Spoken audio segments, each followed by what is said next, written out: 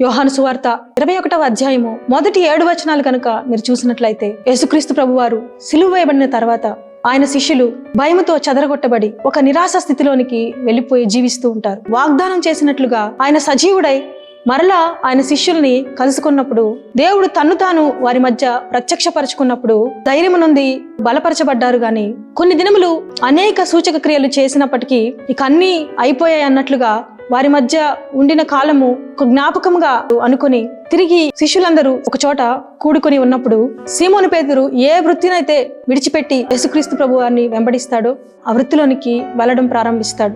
సీమోను పేతురు మిగిలిన శిష్యులతో, నేను చేపలు పట్టబోదునని చెప్పి రాత్రంతా ప్రయాసపడి తనకేమీ లభించకపోయినందున దరికొచ్చి సూర్యోదయం సమయంలో యేసుక్రీస్తు ప్రభుల వారు తనను తాను వారికి ప్రత్యక్షపరుచుకుంటారు.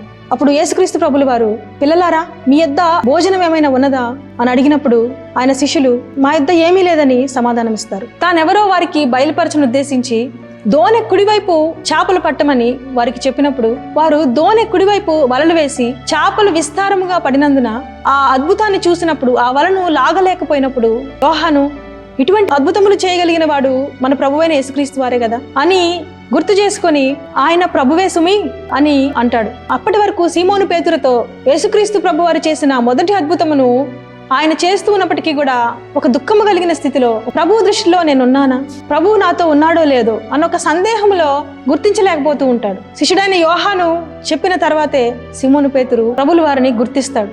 అప్పటి వరకు ఇది అంతము అని అనుకుని ఉండొచ్చు గాని అది ఆరంభము అని యేసుక్రీస్తు ప్రభుల వారు యోహాను కుమారుడైన సీమోను పేతురు నా గొర్రెపిల్లలను మేపుమని తన పరిచర్య కొరకై ఆదేశిస్తాడు. సీమోను పేతురు యొక్క పరిచర్య దేవుడు ప్రారంభిస్తాడు.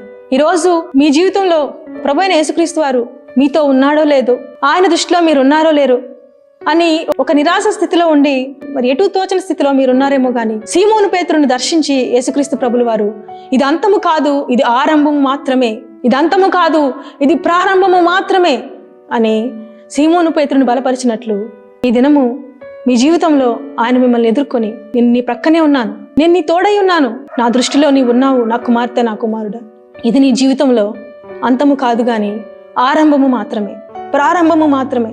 నేను నీ కొరకై గొప్ప ప్రణాళికలు, గొప్ప ఆలోచనలు కలిగి ఉన్నాను నా కుమారుడా, నా కుమార్తె.